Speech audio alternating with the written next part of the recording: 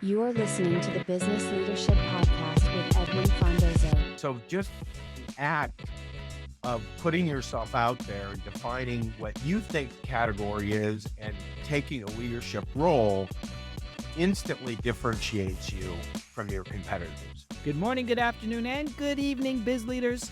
Welcome to another episode of the Business Leadership Podcast. I'm your host, Edwin Frondozo. Today, we have a very special guest who's an expert in strategic narrative marketing and category leadership. Our guest is Guy Murrel, a thought leader who has really shaped how companies position themselves in the market with innovative strategies. Guy has a ton of experience in PR, media relations, and strategic marketing. He's here to share his valuable insights on why category leadership is so important for B2B tech firms and how strategic narrative plays a key role in modern marketing. In our conversation, Guy will dive deep into the details of category leadership, explaining how it can boost the company's industry standing. He'll share practical advice and great examples, including some wisdom from his book, A Practice Guide to Strategic Narrative Marketing, which offers a fresh approach to marketing. We'll also break down the difference between the category creation and category leadership, and how aligning these ideas with a company's core values can lead to success. Guy will provide tips on how business leaders can put these strategies into action to ensure their organization stands out in the market. So, without further ado, here we go. What are your thoughts on the importance of achieving category leadership for B2B tech firms in the current market? Most companies obviously want to be category leaders, but sometimes they don't take the steps necessary to do that. So at a higher level, category leadership it's always been important, but from a business standpoint, it's category leaders that are ones that, they raise the most money, they get bought, and they even achieve the holy grail of like doing an IPO. So from a business standpoint, it's category leaders that really have the most business valuation to their company. From a positioning and marketing standpoint, in today's market, it's just increasingly harder to stand out. So a lot of companies are all saying the same thing, and there's just so much noise and chatter in the market. It's hard to have a unique voice. So focusing on defining and leading the category, it really provides an opportunity to have a differentiated voice, one that's a little bit higher than what the company does, and gives them an opportunity to align around a common cause or purpose. So that's really important. A lot of companies shift around a lot. They have a lot of different positioning and messaging. There's different trends that happen, and they find themselves shifting around and not being consistent in their messaging. Defining a category is a very purposeful effort. And also, I think a lot of companies leave it up to others to define their market when every company has an opportunity to do so. It helps with marketing. It helps with organizational alignment, and it provides what we call like a North Star. So what does a company stand for? What is it really trying to move forward in the industry? And talking about yourself and what you do and your features and functions does not do that. It provides a green field, let's say, of thought leadership, of industry vision, and then defining the category. It could be a new category or even an existing one with AI and everything that's going on right now. Everything is changing. So the definition of an existing category may not be current. So it's an opportunity for organizations to really kind of step up and have a higher vision and to share what they see in the market and where their market is going. The companies that do that are the ones that stand out and are the ones that are differentiated. For our listeners, and perhaps for clarification on my end as well, could you delve into the concept of category creation versus category leadership? How do these concepts intersect with a company's core principles, focus, and values? I mean, in the process of defining a category, how essential is it to align with our vision, mission, and purpose? Those are important.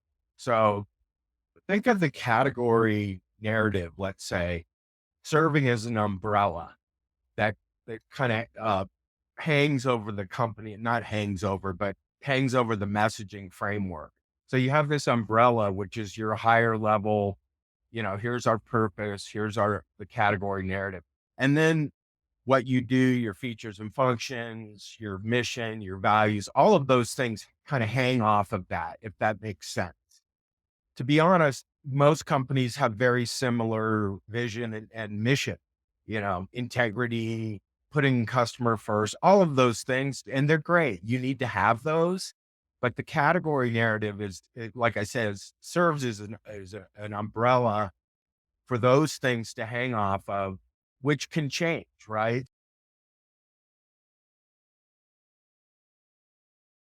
Yeah, 100%. That makes sense to me. Guy, you authored a book on strategic narrative marketing.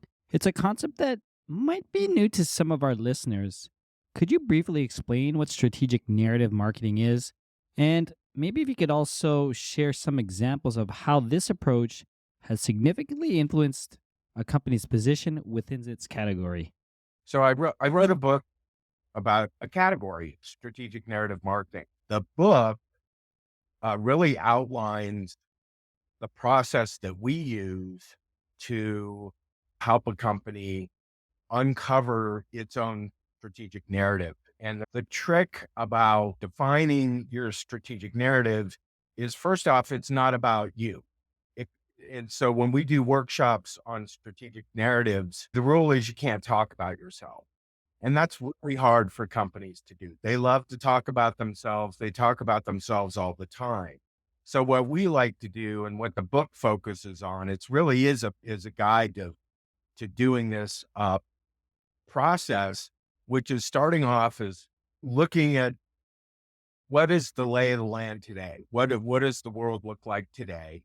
What are the trends that are happening that are impacting our industry, not our company and not our customers, but our industry? And then what are the perceptions and misperceptions? Because there are a lot of ingrained perceptions in markets or misperceptions. And those are opportunities for companies to change the way people think about those perceptions and to pivot off of those. From there, you have to put into words how you define the category. And then the book also helps people outline the tenets of the categories. I do a lot of narrative assessments of websites, and I may see two or three different category concepts sprinkled throughout a website. But creating a category is not a tagline, and it is not just mentioning it in your language. So the idea with strategic narrative marketing, the output is really a category position paper. And the paper follows that outline of like, here's the world we live in, here's the trends, here's the perceptions, misperceptions, and then here's what we see.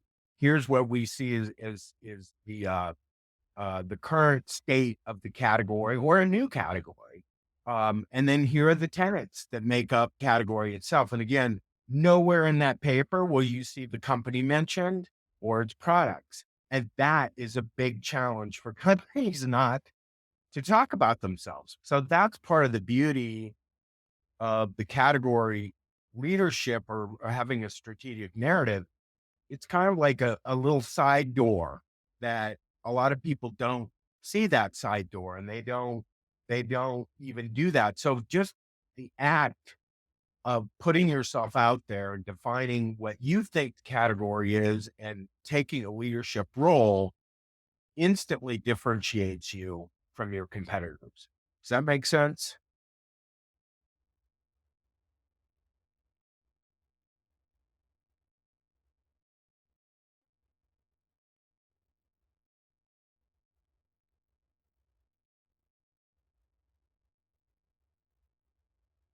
Yeah.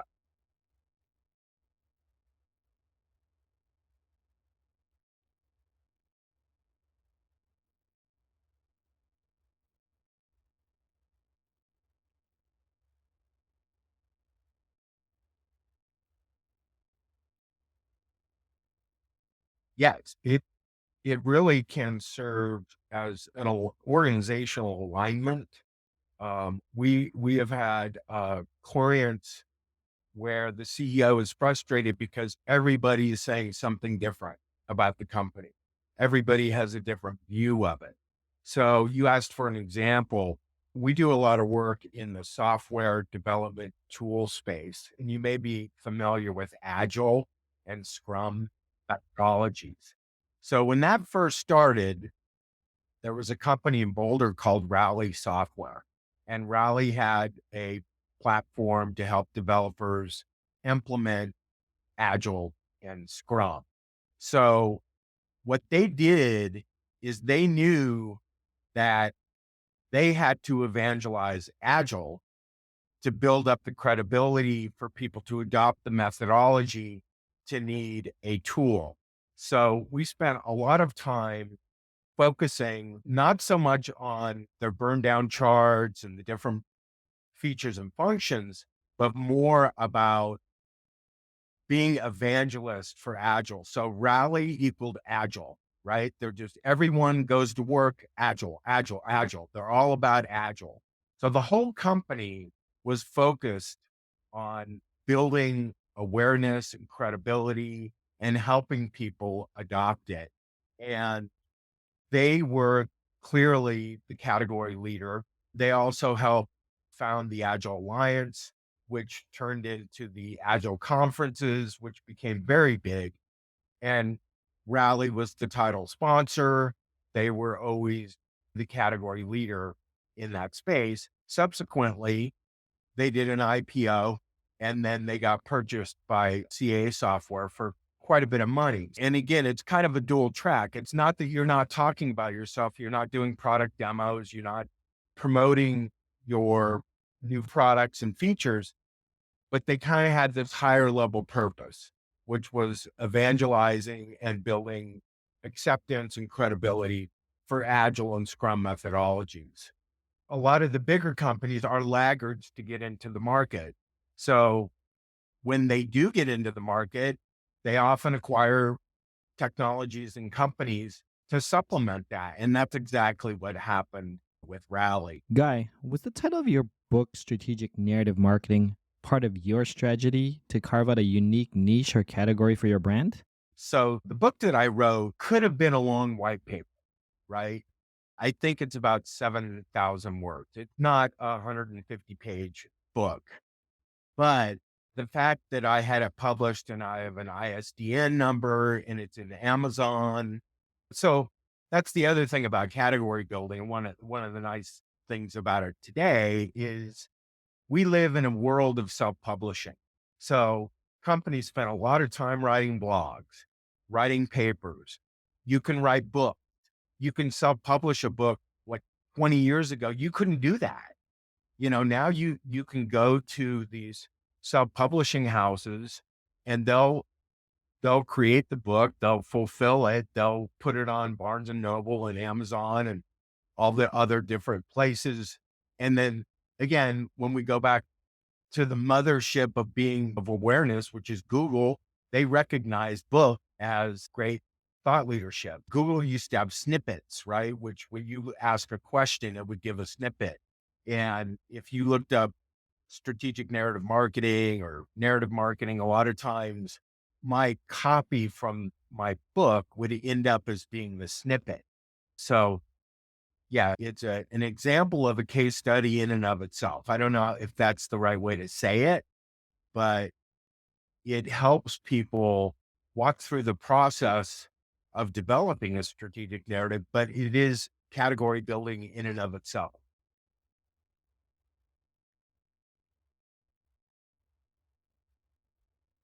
Yeah. Yes. For the listeners who include business leaders, executives, and startups who are interested in establishing their own category, what initial steps would you recommend for bringing it to market? Similar to how you used your book to define your category. Well, yeah. So the first thing is you have to think differently. You have to step back and look up higher. And then you have to create whether it's a position paper, you have to create content around it. And what we, so my background is in PR and media relations. So the way that we view it is once you have all of your assets and you're going to update your website, your content, you have blogs and papers ready to go, you really need to launch it almost like a product. So we will often tie it to a news hook. Let's say you have a new feature or you have something that's moving you that's newsworthy, because just announcing a new category, no one's going to pay attention to that. But a news hook is an opportunity to introduce the new category. And then you have your blogs go live. You're doing digital marketing, making your paper available. You're doing social media, and it really kicks off an ongoing process, really, of just hammering. It's almost like a political campaign, right? It's like Bill Clinton. It's the economy, stupid. Doesn't matter what they talked about. It always went back to the economy. So, you want to understand that you have to evangelize this, and you can't leave it up to others.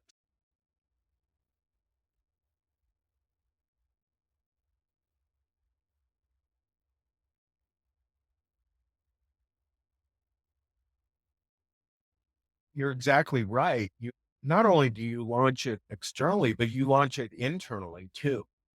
Some of our clients, they find the internal organizational alignment as valuable as the external um, piece of it as well. So you're right. You are celebrating kind of a new vision and a new way of thinking and new approaches. And that's exciting, right? That's a lot more exciting than announcing like the latest version of your product. It also provides a platform for, let's say, the CEO to have, they often don't know what to talk about, and they don't want to talk about themselves. So it also provides an opportunity for executives to really have really a framework of things to share with the market, to establish themselves as thought leaders in the category. Based on your experience, when a company achieves internal buy in and it aligns its messaging effectively, how can businesses measure the success of these efforts? Is it about the number of followers or fans, or does it come down to new signups? Or perhaps are there other metrics involved? That's a really good question. I think the alignment piece is one of it with sales and marketing. A lot of our clients see a great improvement in their Google awareness around the category. These are hard to measure. There's not really specific metrics. The other thing that we have seen is that others in the market start to adopt the narrative of the company that's introduced, let's say, the new category definition. So it's a form of flattery. The companies that are leading the category are the ones that are being mimicked. So while it may be frustrating on the surface, it really is an indicator of like the narrative is gaining traction if your competitors start to use it as well.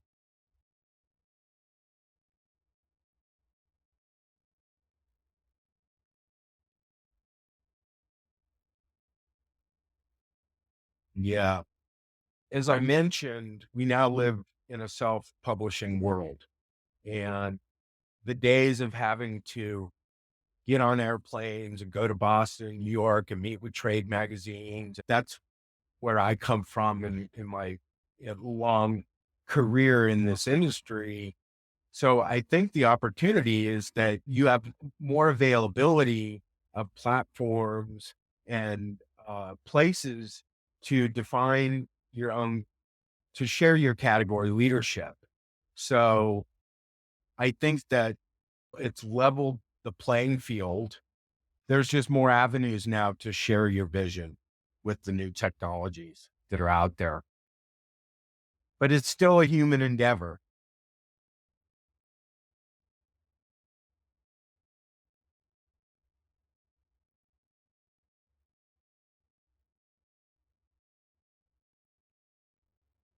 I think the first step in category leadership is just educating yourself and also being willing to step outside of your own story, so to speak, and to really put your ego aside and to think differently. Guy, it's been an absolute pleasure. Thank you for joining us on the Business Leadership Podcast. Thank you, Edwin, and I appreciate the opportunity and look forward to staying in touch. That's it, Biz Leaders. Thank you for joining me on another episode of the Business Leadership Podcast. It's been an insightful chat with Guy Murrel, exploring the world of strategic narrative marketing and category leadership. Don't forget to check the show notes in the app you're listening to right now for the links to all the resources we discussed and to connect with our guest, Guy Murrel. You can also find his book, A Practice Guide to Strategic Narrative Marketing, and his thought-provoking articles on Forbes. If you found value in this episode, I'd love it if you could share it with the first person that comes to mind who you think would benefit from hearing it. Your shares help grow the show and allow us to bring you more great content. Thanks again for tuning in and being part of our community. Until next time, have a 100x day. Thank you for listening to the Business Leadership Podcast with Edwin Frondozo.